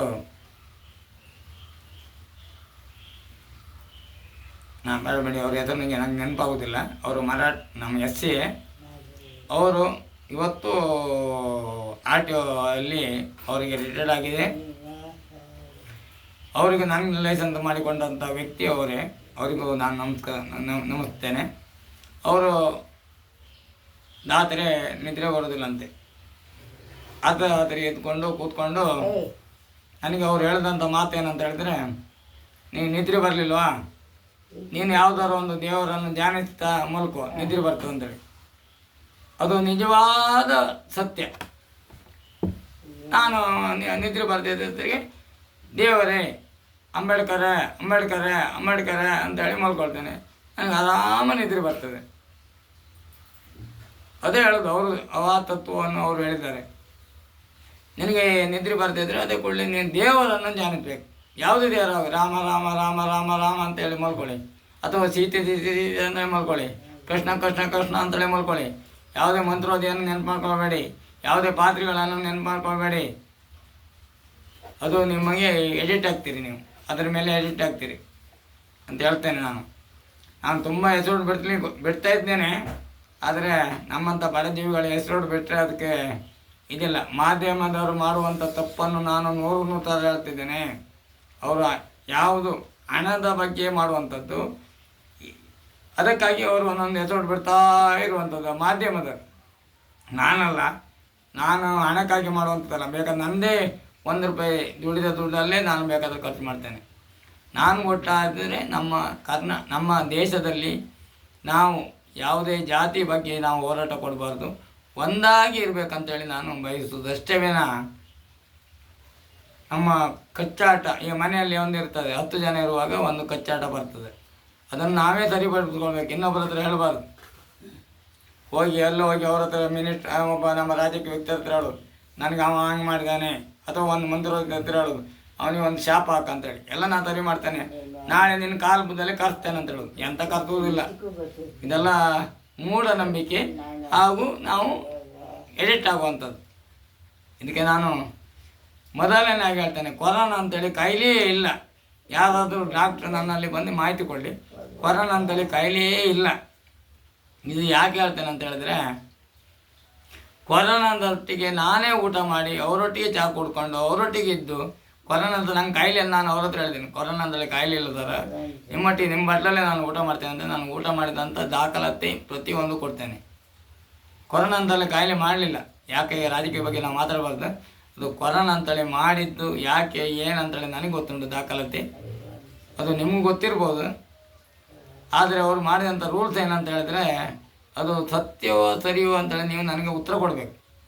ಜಯಂಟ್ ಮಲ್ಪೆಯವ್ರ ಹತ್ರ ನಾನು ಕೇಳುವಂಥದ್ದು, ಅಥವಾ ಬೇರೆಯವರು ನನ್ನ ನೋಡಿದಂಥ ವ್ಯಕ್ತಿಗಳಲ್ಲಿ ನನ್ನ ಯೂಟ್ಯೂಬನ್ನು ನೋಡಿದವರಿಗೆ ನಾನು ಹೇಳುವಂಥದ್ದು, ಕೊರೋನಾ ಅಂತೇಳಿ ಕಾಯಿಲೆ ಯಾವುದಂತೇಳಿ ಬೇಕು, ಅದು ಯಾಕೆ ಮಾಡಿದ್ರೆ ಅಂತೇಳಿ ಬೇಕು. ಅದನ್ನು ಹೆಸರನ್ನು ಯಾಕೆ ಪಟ ಎದುರಿಡ್ತಾರೆ, ಅದು ಹ್ಯಾಂಗೆ ಎದುರಿಡ್ತಾರೋ ಅದು ನನಗೆ ಗೊತ್ತಿಲ್ಲ. ಯಾವುದೇ ಒಂದು ಜ್ವರ ಬರಲಿ, ಅದು ಇಲಿ ಜ್ವರ ಇದು ಮಂಗನ ಜ್ವರ, ಇದು ಗಂಡಿ ಜ್ವರ, ಇದು ಕೋಳಿ ಜ್ವರ, ಅದಕ್ಕೆಲ್ಲ ಹೆಸರು ಕೂಡಲೇ ಬಂದಾಯ್ತು. ಅದಕ್ಕೆಲ್ಲ ಯಾರು ತಜ್ಞ ಯಾರು ಆ ಮನುಷ್ಯರು, ಈ ಮನುಷ್ಯರೇ ದೇವರು ಅಂತೇಳಿ ಹೇಳುವಂಥ ಕೆಲವು ಕೇಳಿದ್ರೆ ಈಗ ಮನುಷ್ಯರೇ ದೇವ್ರಿ. ಯಾಕಂತ ಹೇಳಿದ್ರೆ ಈಗ ಅಂಥದ್ದೆಲ್ಲ ಹೆಸರಿಡುವುದು ಅಂತ ಎಷ್ಟು ಬೇಗ ಹೆಸರಿಡ್ತಾರೆ ಮಾತ್ರ. ಕೊರೋನಾದ ಕಾಯಿಲೆ ಇಲ್ಲ ಅಂತ ಹೇಳಿ ನಾನು ದಾಖಲಾತಿ ಮಾಡಿ ತೋರಿಸ್ತೇನೆ. ಕೊರೋನಾ ಅವರೊಟ್ಟಿಗೆ ನಾನು ಊಟ ಮಾಡಿದ್ದೇನೆ. ಈ ಕೆಂಪು ಇದಾಗ್ತಾರೆ ಯಾವುದು ಬೇಲಿ, ಅವ್ರ ಮನೆಯಲ್ಲೇ ಹೋಗಿ ನಾನು ನೀರು ಕುಡ್ಕೊಂಬಂದೇನೆ. ಅವ್ರು ಹೇಳಿದ್ರು ನಮ್ಮ ಮನೇಲಿ ಕೊರೋನಾ ಬರಲಿಕ್ಕಿಲ್ಲ, ಪೊಲೀಸರು ಅರೆಸ್ಟ್ ಮಾಡ್ತಾರಂದ್ರೆ. ಅವ್ರು ಮಾಡಲಿ ಮಾರ್ರೆ, ನನಗೆಲ್ಲ ಕಾಯಿಲೆ ಬರುವಂಥದ್ದು. ನಾನು ಕುಡ್ಕೊಂಡು ಬಂದಿದ್ದೇನೆ. ನಿಮ್ಗೆ ಎಲ್ಲ ಮನೆ ತೋರಿಸ್ತೇನೆ, ಎಲ್ಲ ಮನೆ ದಾಖಲಾತಿ ತೋರಿಸ್ತೇನೆ. ನನ್ನೊಟ್ಟಿಗೆ ಇದ್ದಂಥ ಇಂಜಿನಿಯರ್ ಕೊರೋನಾ ಬಂತು ಅಂತೇಳಿ ನಾನು ಅವರೊಟ್ಟಿಗೆ ಒಂದೇ ಬಟ್ಲಲ್ಲಿ ಊಟ ಮಾಡಿದ್ದೇನೆ. ನನಗೆ ಯಾವ ಕಾಯಿಲೆ ಬರಲಿಲ್ಲ. ಕೊರೋನಾ ಗಿರೋನ ಅಂತೇಳಿ ಕಾಯಿಲೆ ಇಲ್ಲ. ಕಾಯಿಲೆ ಇರುವಂಥದ್ದಿದ್ರೆ ಕ್ಯಾನ್ಸರ್ ಇಂಥದ್ದೆಲ್ಲ ಕಾಯಿಲೆ ಉಂಟು, ಬೇರೆ ಒಂದು ಕಾಯಿಲೆ ಉಂಟು, ಅದೆಲ್ಲ ಬೇಡ. ಅದಕ್ಕೂ ಔಷಧಿ ಉಂಟು, ಪ್ರತಿಯೊಂದಕ್ಕೂ ಔಷಧಿ ಉಂಟು. ಕೊರೋನಾ ಅಂತೇಳಿ ಕಾಯಿಲೆ ಬಂದದ್ದು ಹೌದು ಅಲ್ವೋ ಗೊತ್ತಿಲ್ಲ, ಅದು ಆಗಲಿ ಸರಿ ಅಂತೇಳಿ ಒಪ್ಪಂಬ. ಆದರೆ ಅಧಿಕಾರಿಗಳ ಸಾರಿ ತಪ್ಪಾಯ್ತು, ಇದೀ ರಾಜಕೀಯ ವ್ಯಕ್ತಿಯರು ಹೇಳುವಂಥದ್ದು ಏನಂತ ಹೇಳಿದ್ರೆ, ರಾಜಕೀಯ ವ್ಯಕ್ತಿಯರು ಹೇಳುವಂಥದ್ದು ಒಂದು ಪ್ರಶ್ನೆಯನ್ನು ಗಮನವಿಟ್ಟು ಕೇಳಬೇಕು. ಇದು ಒಂದು ಪ್ರಶ್ನೆಯನ್ನು ಕೇಳಬೇಕು. ಒಬ್ಬ ರಾಜಕೀಯ ವ್ಯಕ್ತಿಯರು, ಯಾವುದು ಮುಖ್ಯಮಂತ್ರಿ ಆಗಲಿ ಪ್ರಧಾನಿ ಆಗಲಿ ಯಾರೇ ಆಗಲಿ, ಇದೇ ಘೋಷಣೆ ಮಾಡಿದಂಥದ್ದು ಪ್ರಧಾನಿ. ಅವ್ರನ್ನ ನಾನು ಸತರ ಮಾಡೋದಿಲ್ಲ. ಪ್ರಧಾನಿ ಹೇಳಿದಂಥ ಮಾತನ್ನು ಹೇಳುವಂಥದ್ದು ಮಾತ್ರ. ಅವ್ರು ಹೇಳಿದಂತ ಹೇಳಿದ್ರೆ ಸತ್ತರಿಗೆ 4 ಲಕ್ಷ ರೂಪಾಯಿ ಹಣವನ್ನು ನಾವು ಬಿಡುಗಡೆ ಮಾಡ್ತೇವೆ ಅಂತೇಳಿ. ಸತ್ತವರಿಗೆ ಅಲ್ಲ, ಸತ್ರ ಮೇಲೆ ಅವ್ರಿಗೆ ಅಂತ ದುಡ್ಡು ಬೇಕಾ? ನಾನು ಕೆಮ್ದು ಸತ್ರ ಮೇಲೆ ಅವ್ರಿಗೆ ಏನಂತ ದುಡ್ಡು ಬೇಕಾ? ಯಾರಿಗೆ ಬೇಕು ದುಡ್ಡು? ಅದೇ ರೀತಿಯಲ್ಲಿ ನಾನು ಇವತ್ತು ಅವ್ರಿಗೆ ಪ್ರಶ್ನೆ ಹಾಕ್ತೇನೆ. ಪ್ರತಿಯೊಂದು ನಾನು ಎಲ್ಲ ಕೊರೋನಾ ಬಂದು ಕೊಂದವ್ರನ್ನ ನಾನು ದಾಖಲಾತಿ ಕೊಡ್ತೇನೆ. ಒಬ್ಬ ಹಾರ್ಟ್ ಪೇಷಂಟ್ ಹಾರ್ಟ್ ಅಟ್ಯಾಕ್ ಆದಾಗ ಹೈಟೆಕ್ಕಿನಲ್ಲಿ ಅಡ್ಮಿಟ್ ಆದಾಗ ಅದೇ ಕೂಡಲೇ ಅವ್ರು ಮಣಿಪಾಲ ಕರ್ಕೊಂಡು ಹೋಗಿ ಅಂತ ಹೇಳಿ ಕರ್ಕೊಂಡು ಹೋದ ಕೂಡಲೇ ಅವ್ರ ರಿಪೋರ್ಟ್ ಬೆಳಗ್ಗೆ ಮುಂಚೆ ಅವರು ಡೆತ್ ಆಗ್ತಾರೆ. ಅದೇ ಕೂಡಲೇ ರಿಪೋರ್ಟ್ ಕೊಡ್ತಾರೆ ಏನಂತೇಳಿ, ಅವ್ರಿಗೆ ಕೊರೋನಾ ಅಂತೇಳಿ. ಅವ್ರ ಮನೆಯವ್ರಿಗೆ ಎಲ್ಲರಿಗೂ ಎಂಥದ್ದು ಈ ಮುಸ್ಕ್ ಹಾಕೊಂಡು ಆ ಬಟ್ಟೆ ಕೊಟ್ಕೊಂಡು ಇದು ಹಾಕೊಂಡಿದ್ರು. ನನಗೆ ಫೋನ್ ಮಾಡಿ ಹೇಳಿದ್ರು, ಗಣೇಶ್ ನನ್ನ ಆತ್ಮೀಯರು, ಅವರ ಹೆಂಗ್ಸು, ಅವ್ರ ಹೆಸರೆಲ್ಲ ಹೇಳೋವಾಗ ಸರಿಯಲ್ಲ, ಅವ್ರನ್ನ ಸುಡಲಿಕ್ಕೆ ಯಾರೂ ಅವ್ರ ಹತ್ರ ಬರಲಿಲ್ಲ. ಇಡೀ ನಮ್ಮ ಹೆಗ್ಗುಂಜಿ ಗ್ರಾಮದಲ್ಲಿ ಒಬ್ಬರು ಅವ್ರ ಮನೆ ಹತ್ರ ಬರಲಿಲ್ಲ. ಆವಾಗ ನಾನೇ ನಿಂತು ಒಂದು ಮುಸುಕು ಬಿಟ್ಟು ಮಾಸ್ಕ್ ಸಹ ಹಾಕೊಂಡೆ ಅವರನ್ನು ಸುಟ್ಟು ಬಂದು ಮನೆಗೆ ಬಂದು ಸ್ನಾನ ಸಹ ಮಾಡಲಿಲ್ಲ, ಹಾಗೆ ಮಲ್ಕೊಂಡಿದ್ದಾನೆ. ನನಗೆ ಯಾವ ಕಾಯಿಲೆ ಬರಲಿಲ್ಲ. ಅವ್ರ ಮನೆಯವರೆಲ್ಲ ಮುಸ್ಕು ಹಾಕೊಂಡಿದ್ದಾರೆ. ಎಲ್ಲರೂ ಹೆದರಿಕೆ, ತಾಯಿ ಎಂಬ ಭಾವನೆ ಇಲ್ಲ, ಹೆತ್ತ ಕಳ್ಳೆಂಬ ಭಾವನೆ ಇಲ್ಲ ಅವರಿಗೆ. ನಾನೇ ನಿಂತು ಅದನ್ನು ಮಾಡಿ, ಅದೆಲ್ಲ ಕೆಲಸ ಮಾಡಿ, ಮರವನ್ನು ಕಡಿದು ಎಲ್ಲ ಸುಟ್ಟು ಬರುವ ತನಕ ನಾನು ಹೇಳಿದೆ, ನೀವೆಲ್ಲ ನನ್ನ ಹತ್ರ ಹೇಳಿದೆ, ನೀವು ಇದು ಮುಸ್ಕು ಹಾಕೋ ಅಂತೇಳಿ. ನಾನು ಹಾಕೊಳ್ಳೋದಿಲ್ಲ, ಅದು ಕಾಯಿಲೆ ಅಲ್ಲ ಅಂತೇಳಿ ಅರ್ಧ ಮಾತಾಡಿ ಬಿಟ್ಟಿದ್ದಾನೆ. ಸತ್ತರಿಗೆ 4 ಲಕ್ಷ ಕೊಡ್ತೇನೆ ಅಂತ ಕೂಡ್ರೆ ಡಾಕ್ಟ್ರ್ ಒಂದು ಕೆಮ್ಮ ಬಂದಾಗ ಕೆಕ್ ಕೆಕ್ ಕೆಕ್ ಅಂತ ಕೆಂಪುಗತ್ತಿಗೆ ಇಲ್ಲಿ ಆಶಾ ಕಾರ್ಯಕರ್ತನೆಲ್ಲ ಸಟ್ಟು ಮಾಡ್ರು. ಇದು ದಾಖಲಾತಿ ಕೊಡ್ಲಿಕ್ಕೆ ಆಗೋದಿಲ್ಲ. ಅವರು ಯಾವುದೇ ದಾಖಲಾತಿ ಕೊಡಲಿಕ್ಕೆ ಅವ್ರು ಬಿಡೋದಿಲ್ಲ. ಅವ್ರಿಗೆ 2,000 ರೂಪಾಯಿ ಆಸ್ಪತ್ರೆ ಕಮಿಷನ್. ಆಶಾ ಕಾರ್ಯಕರ್ತರಿಗೆ ಒಂದು ಪೇಷಂಟ್ ಕರ್ಕೊಂಡು ಹೋಗಿ ಕೆಮ್ಮ ಬಂದವನು ಕರ್ಕೊಂಡು ಹೋದರೆ 2,000 ರೂಪಾಯಿ ಕಮಿಷನ್. ಆವಾಗ ಏನಾಗ್ತದೆ ಅಂತ ಹೇಳಿದ್ರೆ ಅವ್ರಿಗೆ ಕಮಿಷನಿಗೆ ಹೋಗ್ತಾರೆ. ಇವರು ಒಂದು ಕೆಮ್ಮ ಬಂದದೆ, ಓಯ್ ನಿಮ್ಮನೆ ಕೆಮ್ಮ ಹೋಯ್ತಾ? ಇಲ್ಲ, ಕೂಡಲೇ ಆಸ್ಪತ್ರೆ ಇರಬೇಕಂತೇಳಿ. ಎಷ್ಟೋ ಜನ ಇಲ್ಲೊಬ್ಬರು ದಿವಂಗತರಾಗಿದ್ದಾರೆ. ಹೆಗ್ಗುಂಜಿ ಗ್ರಾಮದಲ್ಲಿ ವಾಸವಾಗಿ ಸುರೇಶ್ ಡಾಕ್ಟರ್ ಅಂತೇಳಿ ಒಂದು 10,000 ಜನರನ್ನು ಉಳಿಸಿದ್ದಾರೆ. ಅವರು ಯಾವುದೇ ಬಟ್ಟೆ ಎಷ್ಟೇ ರಾತ್ರಿ ಹೋಗಿ ಆಗ ನನಗೆ ಜ್ವರ ಬಂತಾದಾಗ ಮೆಡಿಸಿನ್ ಕೊಟ್ಟು, ಕೊರೋನಾ ಇಲ್ಲ ಏನಿಲ್ಲ ನೀವು ಹೋಗಿ ಅಂತೇಳಿ ಎಷ್ಟೋ ಜನ ವೃದ್ಧರು, ಹುಡುಗರು, ಮಕ್ಕಳು ಹೋಗಿ ಅವರು ಇವತ್ತು ದಿವಂಗತರಾಗಿದ್ದಾರೆ. ಅವರಿಗೆ ನಾವು ಶರಣರಾಗಬೇಕು, ಹೊಂದಿಸ್ತೇನೆ. ಅವರಿಗೆ ಎಷ್ಟೋ ಜನ ಅವರನ್ನು ಉಳಿಸಿದ್ದಾರೆ ಹೆಗ್ಗುಂಜಿ ಗ್ರಾಮದಲ್ಲಿ. ಅದೇ ರೀತಿ ಹೇಳುವಂಥದ್ದು, ಸತ್ತರೆ ಅವರಿಗೆ ಕೆಲವರಿಗೆಲ್ಲ ಅಲ್ಲಿ ಹಣವನ್ನೇ ಕೊಡಲಿಲ್ಲ. ಹಣ ಕೊಡಬೇಕು ಅಂತೇಳಿ ಎಲ್ಲ ಡಿಮ್ಯಾಂಡ್ ಎಲ್ಲ ಮಾಡಿದ್ದಾರೆ. ಅದೆಲ್ಲ ನೀವು ನೋಡಿದ್ದೀರಿ, ಮಾಧ್ಯಮದಲ್ಲೆಲ್ಲ ನೋಡಿದ್ದೀರಿ. ಅವರಿಗೆ ಹಣ ನೋಡಲಿಕ್ಕೂ ಇಲ್ಲ.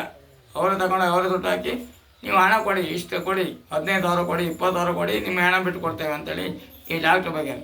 ಕೊರೋನಾ ಇಲ್ಲದೇ ಇದ್ದರೂ ಅವ್ರು ಇಂಜೆಕ್ಷನ್ ಕೊಟ್ಟು ಕೊಲ್ಲುವಂಥದ್ದು. ಯಾಕಂತ ಹೇಳಿದ್ರೆ ಅಲ್ಲಿ ಹೇಳಿದಾರಲ್ಲ, ಸತ್ತರೆ ಮಾತ್ರ 4 ಲಕ್ಷ ಅಂತೇಳಿ. ಅರ್ಥ ಮಾಡ್ಕೊಳ್ಳಿ ಸರಿಯಾಗಿ. ಇಂಜೆಕ್ಷನ್ ಕೊಟ್ಟೇ ಕೊಲ್ಲುದು. ಇದು ನಿಮ್ಮನ್ನು ಕರ್ಕೊಂಡು ಹೋಗಿ ನಾನು ತೋರಿಸ್ತೇನೆ. ಮನೆಯವರು ಕರೆಕ್ಟ್ ಇದ್ದಂಥ ವ್ಯಕ್ತಿಯನ್ನು ಸಾಯಂಕಾಲ ಊಟ ಮಾಡಿ ತಿಂಡಿ ಮಾಡಿ ಮನ್ಕದಂತ ಬೆಳಗ್ಗೆ ಮುಂಚೆ ಕೇಳುವಾಗ ನಿನ್ನ ಮಗ ತೀರಿ ಹೋಗಿದ್ದಾನೆ ಬನ್ನಿ ಅಂತೇಳಿ ಕರ್ಕೊಂಡು ಹೋಗ್ಲಿಕ್ಕೆ ಮಣಿಪಾಲ ಆಸ್ಪತ್ರೆಯಲ್ಲಿ ಹೇಳಿದಂಥ ವ್ಯಕ್ತಿ ಇವತ್ತು ಅಲ್ತರು ಗ್ರಾಮದಲ್ಲಿದ್ದಾರೆ. ಅವರನ್ನು ನಿಮ್ಮನ್ನು ಭೇಟಿ ಮಾಡ್ತೇನೆ, ಬೇಕಾದ್ರೆ ಅವ್ರ ಹತ್ರ ಮಾಹಿತಿ ತಗೊಳ್ಳಿ. ಯಾಕಂತ ಹೇಳಿದ್ರೆ ಡಾಕ್ಟ್ರ್ ಮಾಡುವಂಥ ಪರಿಸ್ಥಿತಿ ಉಂಟು. ಯಾಕಂತ ಹೇಳಿದ್ರೆ ಅದು ಒಂದು ಗೌರ್ಮೆಂಟ್ ಅಲ್ಲ, ಅದು ಪ್ರೈವೇಟ್ ಆಸ್ಪತ್ರೆ. ಮಣಿಪಾಲ ಅಂತ ಹೇಳಿದ್ರೆ ಪ್ರೈವೇಟ್. ಅದು ಪ್ರೈವೇಟ್ ಆಸ್ಪತ್ರೆಯಲ್ಲಿ ಅವ್ರಿಗೆ ದುಡ್ಡು ಬರ್ತದಲ್ಲ. ಒಬ್ಬನ ಕೊಂದರೆ 4 ಲಕ್ಷ, 10 ಜನ ಕೊಂದರೆ 8 ಲಕ್ಷ ಆಯಿತು, 100 ಜನ ಕೊಂದರೆ 8 ಲಕ್ಷ ಆಯಿತು. ಅದಕ್ಕೆ ಕಾನೂನಿಲ್ಲ, ಯಾವುದೇ ಕಾನೂನಿಲ್ಲ. ಹಾಗಾಗಿ ನಾನೇನಾದರೂ ತಪ್ಪು ಮಾತಾಡಿದರೆ ನಿಮಗೆ ಆನ್ಸರ್ ಬೇಕಾದರೆ ನನ್ನ ಯೂಟ್ಯೂಬಲ್ಲಿದ್ದಂಥ ನಂಬರನ್ನು ನಾನು ಪುನಃ ಅರಿವು ಮಾಡ್ತೇನೆ. ನಮ್ಮ ಅಂಬೇಡ್ಕರ್ ಸಂವಿಧಾನ ಬರೋದನ್ನು ಯಾರಿಗೂ ಉಜ್ಲಿಕ್ಕೆ ಆಗೋದಿಲ್ಲ ಅಂತೇಳಿ 1000 ಸಲ ಹೇಳಿದ್ದೇನೆ. ಅದೇ ರೀತಿಯಲ್ಲಿ ನಡ್ಕೊಳ್ಬೇಕು. ನಾವು ಯಾವುದೇ ಜಾತಿ ಇಡೀ ನಮ್ಮ ಈ ದೇಶದಲ್ಲಿ 224 ಜಾತಿ ಉಂಟು. ನಾವು ಒಂದೇ ಜಾತಿ ಅಂತೇಳಿ ಹೇಳ್ಕೊಂಡು ನಾವು ಬದುಕಬೇಕು ವಿನಃ ವಿರೋಧಿಗಳಾಗಿ ಬದುಕಬಾರ್ದು. ನಮಗೆ ಇರುವಂಥದ್ದು ಎಷ್ಟು ದಿನ ಅಂತ ಹೇಳಲಿಕ್ಕಾಗೋದಿಲ್ಲ. ದೇವರು ಎಷ್ಟು ದಿನ ಬರ್ದಿನೋ ಅಷ್ಟೇ ದಿನ. ಅದಕ್ಕಾಗಿ ನಾವು ವೈಫಲ್ಯ ಮಾಡುವಂಥದ್ದು, ಜಾಗದ ಗಲಾಟೆ ಮಾಡ್ಕೊಳ್ಳುವಂಥದ್ದು, ಮನೆಯಲ್ಲಿ ಒಬ್ಬನ ಹೊಟ್ಟೆ ಕಿಚ್ಚು ಬಿಡುವಂಥದ್ದು ಅದೆಲ್ಲ ಮಾಡಬೇಡಿ. ಇನ್ನಾರು ಎದ್ದೇಳಿ. ಅದು ಆ ಅಭ್ಯಾಸವನ್ನು ಮಕ್ಕಳಿಗೆ ಹೇಳಿಕೊಡುವಂಥದ್ದು. ನನಗೆ ಮಾವ ಬೈದಿದ್ದಾರೆ, ನನಗೆ ಅತ್ತೆ ಬೈದಿದ್ದಾರೆ, ಅದೆಲ್ಲ ಹೇಳಿಕೊಡ್ಬೇಡಿ. ಅವರು ಬೈದರು ಸಹ ಕ್ಷಮಿಸಿ ಅವರನ್ನೆಲ್ಲ ಒಳ್ಳೆ ರೀತಿ ನೋಡಿ ಅಂತ ಹೇಳುತ್ತಾ ಹೇಳಬೇಕು. ನೀವು ತಂದೆ ತಾಯಿ ಆದರೂ ಅಥವಾ ನಿಮ್ಮ ಬಂಧು ಬಾಂಧವರು ಹೇಳಬೇಕು, ಹುಡ್ಕೊಳ್ಬಾರ್ದು, ಗಲಾಟೆ ಮಾಡಬಾರ್ದು, ಧರ್ಮದಲ್ಲಿ ನಡೀರಿ ಅಂತ ಹೇಳಿದ್ರೆ ಇವತ್ತು ಒಳ್ಳೆ ನಾವು ಎಲ್ಲರೂ ನೆಮ್ಮದಿ ಜೀವನ ಮಾಡಲಿಕ್ಕೆ ಆಗ್ತದೆ ಅಂತ ಹೇಳುತ್ತಾ ಮತ್ತೊಂದು ಹೇಳ್ತೇನೆ. ಮೊದಲನೇದಾಗಿ ಕೊರೋನಾ ಬಂದ ನಂತರ ಯಕ್ಷಗಾನ ಮಾಡುವವರು 5 ಲಕ್ಷ, 20 ಲಕ್ಷ, 30 ಲಕ್ಷ ಖರ್ಚು ಮಾಡಿದಂಥ ವ್ಯಕ್ತಿಗಳು ಇವತ್ತು 10 ಗಂಟೆ 6 ಗಂಟೆಯಿಂದ 10 ಗಂಟೆಗೆ ಆಟ ಕೈದು ಮಾಡ್ಕೊಂಡು ಮೊನ್ನೆ ಒಬ್ಬರು DC ಹೇಳ್ತಾರಂತೆ. ನಾನು DC ಮನೆ ಮಾಡಿದ್ದೇನೆ. DC ಮನೆ ಮಾಡಿದಂಥ ಲೆಟ್ರು ಮಂದಾರ್ತಿ ಶ್ರೀ ದುರ್ಗಾ ಪರಮೇಶ್ವರಿ ದೇವಸ್ಥಾನಕ್ಕೂ ಬಂದಿದೆ. ಅದಕ್ಕೆ ರಿಪೀಟ್ ಆಗಿದ್ದಾರೆ. ಏನಂತ ಹೇಳಿದರೆ ಅದನ್ನು ನಾನು ವಿಡಿಯೋ ಮಾಡಿಬಿಟ್ಟಿದ್ದೇನೆ. ಅವ್ರು ಹೇಳಿದಂಥ ವ್ಯಕ್ತಿ ಏನಂತ ಹೇಳಿದರೆ ಯಕ್ಷಗಾನ ಕಲಾವಿದರಿಗೆ ಕೊಳ್ಳಲಿಕ್ಕೆ ಆಗೋದಿಲ್ಲ, ಅದಕ್ಕೆ ನಾವು ಬಂದ್ ಮಾಡಿದ್ದೇವೆ ಅಂತೇಳಿ. ಅಲ್ಲ 10 ಲಕ್ಷ 20 ಲಕ್ಷ ಖರ್ಚು ಮಾಡಿ ಅವರು ವ್ರತ ಮಾಡಿ 1 ತಿಂಗಳು ವ್ರತ ಮಾಡಿ ಅವರು ಮನೆಯಲ್ಲಿ ಪೂಜೆ ಮಾಡಿ ಯಾರಿಗೆ ಗೋಲ್ಮ ತಿಂದೆ ಕೂತ್ಕೊಂಡಂಥ ವ್ಯಕ್ತಿಯನ್ನು ನೋಡುವಂಥದ್ದ ಅಥವಾ ಇವರು ಸಂಬಳ ತಗೊಳ್ಳೋಂಥ ವ್ಯಕ್ತಿಗಳನ್ನು ಈ ಸಲ ಏನು ಮಾಡುವಂಥದ್ದು ಕೇಳುವಂಥದ್ದು. ಅವರಿಗೆ ಸಂಬಳ ಕೊಡೋ 20,000 30,000 ಸಂಬಳ ಕೊಡ್ತಾರೆ, ಅವ್ರು ಕೆಲಸ ಮಾಡುವಂಥದ್ದು ದೇವಸ್ಥಾನದಲ್ಲಿ. ಅವ್ರಿಗೆ ಹೋದರೆ ಇವರು ಯಕ್ಷಗಾನ 10 ಗಂಟೆಗೆ ಕೈದು ಮಾಡೋದಂತೆ. ಇದು ಕೊರೋನಾ ಬರಬೇಕಿದ್ರೆ ಮುಂಚೆ ದಾಖಲಾತಿ ನಿಮ್ಗೆ ಕೊಡ್ತೇನೆ. ಧರ್ಮಸ್ಥಳದಲ್ಲಿ ಅಷ್ಟು ದೊಡ್ಡ ದೇವಸ್ಥಾನ ಅಂತೇಳಿ ಇವರು ಕೊಚ್ಕೊಳ್ತಾರಲ್ಲ, ಇವರು ಅಷ್ಟು ಧರ್ಮ ನಡೀತದೆ ಅಂತ ಹೇಳ್ತಾರಲ್ಲ. ಧರ್ಮಸ್ಥಳದಲ್ಲಿ ಇರುವಂಥದ್ದು 2 ಮೇಳ. ಒಂದು ಅಲ್ಲಿ ಧರ್ಮಸ್ಥಳದಲ್ಲೇ ನಡೆಯುವಂಥದ್ದು, ಮತ್ತು ಊರಿಗೆ ತಿರುಗುವಂಥದ್ದು ಒಂದು ಮೇಳ. ಅವರೇ ಫಸ್ಟ್ ಸ್ಟಾರ್ಟಿಂಗ್ ಕೊರೋನಾ ಬರಬೇಕಿದ್ರೆ ಮುಂಚೆ ಸ್ಟಾರ್ಟಿಂಗ್ ಮಾಡಿದ್ದು ಆಟ ಮಾಡಿದ್ದು ಧರ್ಮಸ್ಥಳದ ಮೇಳದವರು ಅಂತ ಹೇಳಲಿಕ್ಕೆ ನಾನು ಬಯಸ್ತೇನೆ. ಈಗ ಮಂದಾರ್ತಿಯವರು ಮಾಡಿದ್ದಾರೆ, ಎಲ್ಲ ಯಕ್ಷಗಾನದವರು ಮಂದಾರ್ತಿಯವರು ಮಾಡಿದ್ದಾರೆ ಆಟ. ಆದರೆ ಮತ್ತೊಂದು ವಿಷಯ ಏನಂತಾರೆ, ದತ್ತು ಇಲಾಖೆ ಕೊಡಬಾರ್ದು ಅಂತೇಳಿ ಅವರಾದಂಥ ವಕೀಲರು ಹೇಳುವಂಥ ದತ್ತು ಇಲಾಖೆ ಕೊಟ್ಟರೆ ಶಾಲೆ ಕಟ್ಟಲಿಕ್ಕೆ ಆಗೋದಿಲ್ಲ, ವಿದ್ಯಾರ್ಥಿಗಳಿಗೆ ಇದು ಮಾಡ್ಲಿಕ್ಕೆ ಆಗೋದಿಲ್ಲ, ಸಂಪಾದನೆ ಮಾಡ್ಲಿಕ್ಕೆ ಆಗೋದಿಲ್ಲ. ಇವ್ರ ಕೈ ಒಳಗಿದ್ರೆ ಮಾತ್ರ ಈ ಗೌರ್ಮೆಂಟಿಗೆ ದತ್ತು ಇಲಾಖೆ ಮಾಡಿದ್ಕೊಳ್ಳಿ ಈ ಅಮೌಂಟ್ ಎಲ್ಲ ಗೌರ್ಮೆಂಟಿಗೆ ಹೋಗ್ತದೆ ಅಂತೇಳಿ.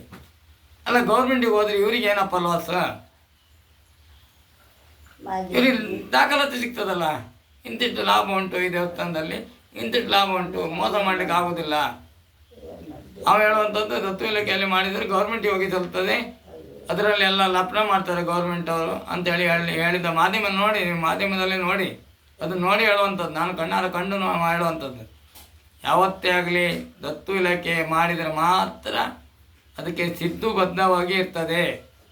ಅದಲ್ಲದೆ ನನಗೆ ಬೇಕಾಗುವ ಜನರನ್ನು ನಾನು ಕರೀಲಿಕ್ಕಾಗೋದಿಲ್ಲ. ದತ್ತು ಇಲಾಖೆ ಮಾಡಿದರೆ ಗೌರ್ಮೆಂಟ್ ಎಂಪ್ಲಾಯ್ ಮಾಡಿ ಕಾಲ್ ಫಾರ್ಮ್ ಮಾಡಿ ಕರಿಬೇಕು.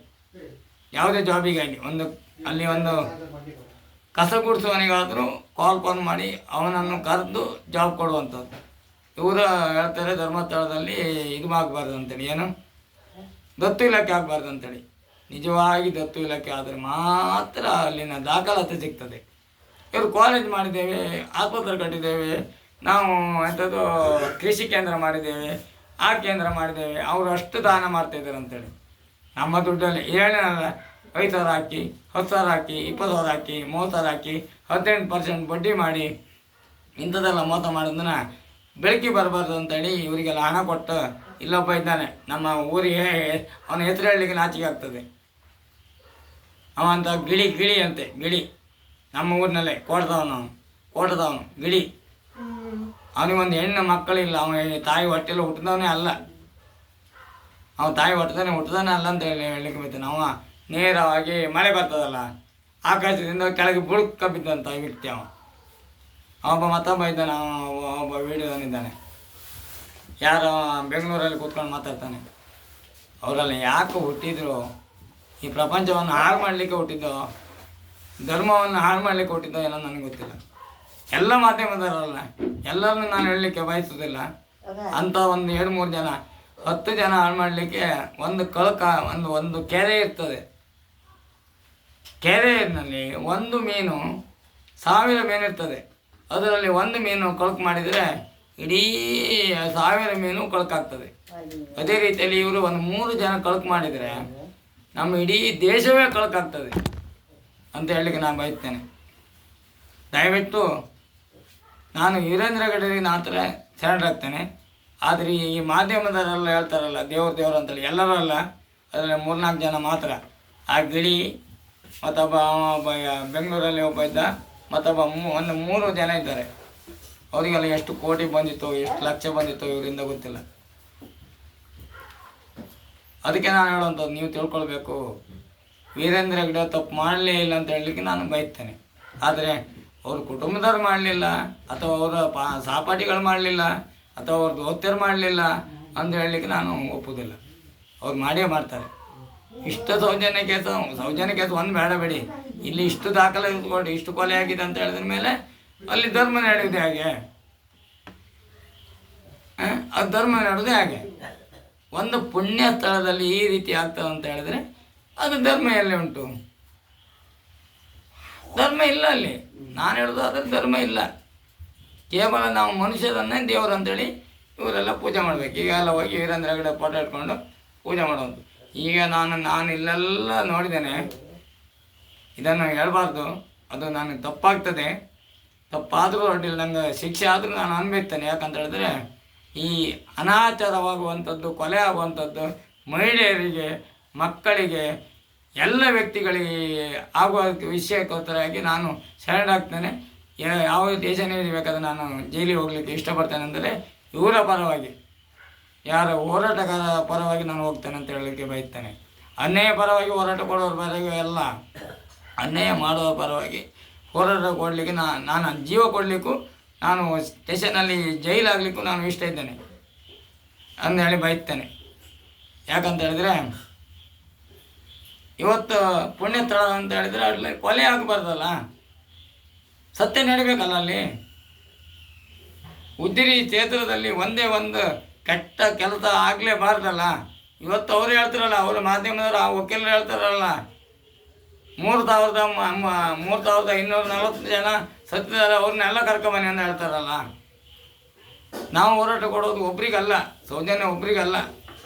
ಇದೇ ಅವರು, ನನಗೆ ಗೊತ್ತಿಲ್ಲ ಅವ್ರ ದಾಖಲಾತಿ ಕೊಟ್ಟಂಥದ್ದು, ಅವರ ಪರವಾದಂಥ ವಕೀಲರು ಕೊಟ್ಟಂಥ ದಾಖಲಾತಿ, ಅದನ್ನು ಕಂಡು ನಾನು ಹೇಳುವಂಥದ್ದು. 3,240 ಮಂದಿ ಸತ್ತಿದ್ದಾರೆ ನಮ್ಮ ನೇತ್ರಾವತಿಯಲ್ಲಿ, ನಿಮ್ಮ ಕ್ಷೇತ್ರದಲ್ಲಿ ಅಂತೇಳಿ, ಅವ್ರನ್ನೆಲ್ಲರನ್ನೂ ದಾಖಲಾಗ್ತೇನೆ ಅಂತ ಹೇಳುವಂಥದ್ದು. ಇವರೇ ಬಾಯಿ ಬಿಟ್ಟು ಹೇಳ್ತಾರಲ್ಲ, ಕಾಳಿದ್ರೆ ಯಾರಂತೇಳಿ ನಿಮಗೆ ಗೊತ್ತಾಗ್ತದಲ್ಲ. ಆ ಪುಣ್ಯದಲ್ಲಿ ಆಗ್ತದಾ? ಅದು ಅಲ್ಲ, ಅರ್ಧ ಮಧ್ಯೆ ಮಾತಾಡಿದ್ದೇನೆ. ಅವರು ಎಲ್ಲ ಶಾಲೆಯನ್ನು ಕಟ್ಟಿದ್ದಾರೆ. ಅದು ಗುರುಮಠ ದೇವರು, ಅದು ಸರಿ. ಒಂದು ಆಸ್ಪತ್ರೆ ಕಟ್ಟಿದ್ದಾರೆ, ಅದು ಒಳ್ಳೆಯದು, ಅವರಿಗೆ ಶರಣಾಗ್ತಾನೆ. ಆದರೆ ಫ್ರೀ ಅಂತೇಳಿ ಮಾಡಲಿಲ್ಲಲ್ಲ. ಹಣ ಹಣ ಹಣಕ್ಕಾಗಿ ಮಾಡಿದಂಥ ದುಡ್ಡು ಅದು. ಫ್ರೀ ಅಂತಲೇ ಮಾಡಿದರೆ ಅವರು ಧರ್ಮ. ಫ್ರೀ ಶಾಲೆ ಕಲಿಯೋದು ಫ್ರೀ, ಆಸ್ಪತ್ರೆ ಫ್ರೀ, ಎಲ್ಲ ಫ್ರೀ. ನಮ್ಮ ಧರ್ಮದಲ್ಲಿರುವಂಥದ್ದು ಎಲ್ಲ ಧರ್ಮಸ್ಥಳದ ವೀರೇಂದ್ರ ಹೆಗ್ಗಡೆ ಹೆಸರಲ್ಲಿ ಇರುವಂಥದ್ದೆಲ್ಲ ಫ್ರೀ ಅಂತಲೇ ಮಾಡಿದರೆ ಇವತ್ತು ಅವರಿಗೆ ನಾನು ಕೈ ಮುಗಿದು ಒಳ್ಳೆಯದಂತೇಳಿ ಅಲ್ಲಿ ಸತ್ಯ ನಡೀತದೆ ಅಂತ ಹೇಳಲಿಕ್ಕೆ ನಾನು ಬಯಸ್ತೇನೆ. ಪ್ರತಿಯೊಂದು ಕಟ್ಟಡ ಕಟ್ತಾರೆ, ಶಾಲೆ ಕಟ್ತಾರೆ, ಆಸ್ಪತ್ರೆ ಕಟ್ತಾರೆ, ಎಲ್ಲ ಒಂದಕ್ಕೊಂದರೆ ಹಣ ತಗೋತಾರೆ. ಇವತ್ತು ಉದ್ಯೋಗದಲ್ಲಿ ಉಂಟು ಎಷ್ಟೋ ಆಸ್ಪತ್ರೆ ಎಲ್ಲ ಹೊರದೈತಲ್ಲಿ ಸಹ ಉಂಟು, ಶಾಲೆ ಕಾಲೇಜ್ ಅವ್ರದ್ದು. ಹಣ ತಗೊಳ್ದೆ ಅಂತಕ್ಕೆ ಇವ್ರು ಹಂಗೆ ಕೃಷಿ ಇಲಾಖೆ ಮಾಡ್ತಾರೆ, ಕೃಷಿ ಕೇಂದ್ರ ಮಾಡ್ತಾರೆ, ಅವ್ರಿಗೆ ದಾನ ಮಾಡ್ತಾರೆ, ಇವ್ರಿಗೆ ದಾನ ಮಾಡ್ತಾರೆ ಅಂತ ಹೇಳೋದಾದರೆ ಶಾಲೆಯನ್ನು ದಾನ ಮಾಡಲಿ, ವಿದ್ಯಾಭ್ಯಾಸಕ್ಕೆ ಹೋಗೋರಿಗೆ ಫ್ರೀ ಮಾಡಲಿ, ಆಸ್ಪತ್ರೆಗೆ ಹೋಗೋರಿಗೆ ಫ್ರೀ ಮಾಡಲಿ, ಆ ದೇವ್ರ ದುಡ್ಡನ್ನೇ ತಿನ್ನಲಿ, ಆ ದೇವ್ರ ದುಡ್ಡನ್ನೇ ಅವ್ರಿಗೆ ಹಾಕಲಿ. ಆವಾಗ ಅವರಿಗೆ ಗೌರವ ಬರ್ತದೆ, ಘನತೆಗೆ ಬರ್ತದೆ, ಅವರೇ ದೇವರಾಗ್ತಾರೆ.